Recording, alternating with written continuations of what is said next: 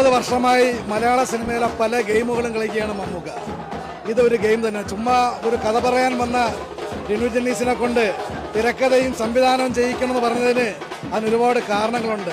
മമ്മൂക്ക അത്ഭുതങ്ങൾ സൃഷ്ടിക്കുകയാണ്, അത്ഭുതങ്ങൾ.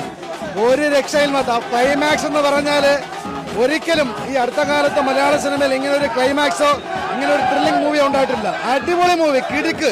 മമ്മൂക്ക തകർത്തിരിക്കുന്നു. ഒരു രക്ഷയില്ല, പിടിച്ചാ കിട്ടൂല, ഒരു രക്ഷയില്ല.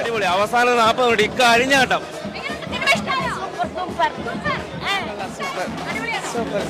സൂപ്പർ. മമ്മൂക്ക അഴിഞ്ഞാടിയിരിക്കുന്നു സെക്കൻഡ് ഹാഫ്. തിയേറ്റർ കത്തത് സൂപ്പർ. മലയാള സിനിമയിലെ ഏറ്റവും കൂടുതൽ പുതുമുഖ സംവിധായകരെ കൊണ്ടുവരുന്ന മമ്മൂക്കയാണ്. വീണ്ടും ഒരാളെ കൂടെ കൊണ്ടുവന്നിട്ട് ഗംഭീര പറ. സെക്കൻഡ് ഹാഫ് ക്ലൈമാക്സ് എന്നൊക്കെ പറഞ്ഞാൽ രോമാഞ്ചിച്ചു. സൂപ്പർ സൂപ്പർ സൂപ്പർ ക്ലൈമാക്സ് പൊളിച്ചു. ഓരോ എൻട്രിയും രോമാഞ്ചം. ഒന്നും പറയാനില്ല. എന്നൊക്കെ മലയാള സിനിമയിലെ ഒരു പുത്തൻ വിസ്മയം.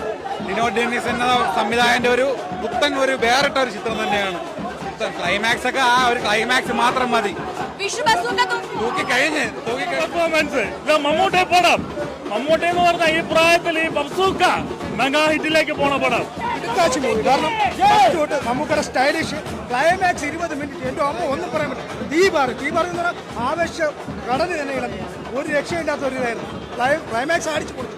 ക്ലൈമാക്സ് 20 മിനിറ്റ് നമുക്ക് അഴിഞ്ഞാടിയിട്ടുണ്ട്. മമ്മൂക്ക ഇനിയും ഒരു 10 വർഷം നമ്മളെ സന്തോഷിപ്പിക്കാൻ കൂടെ ഉണ്ടാവുമെന്ന് പറയുകയാണ്. പുള്ളി അങ്ങ് ആറാടുകയാണ്. ലാസ്റ്റ് മൂപ്പറങ്ങ് എൻജോയ് ചെയ്ത് അങ്ങ് ആറാടുകയാണ്. കാണണം, കണ്ടേ പറ്റൂ. നല്ല മൂവി, നല്ല മൂവി. പ്രശസ്ത തിരക്കഥാകൃത്ത് കല്ലൂർ ഡെന്നീസിന്റെ മകൻ ഡീനോ ഡെന്നീസ് ആദ്യമായി മമ്മൂക്കയെ വെച്ച് സംവിധാനം ചെയ്ത പടം എക്സലന്റ്. ആദ്യം മുതൽ അവസാനം വരെ തകർത്ത് വാരിയിട്ടുണ്ട്.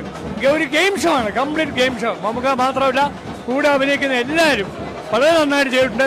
Excellent movie, super hit.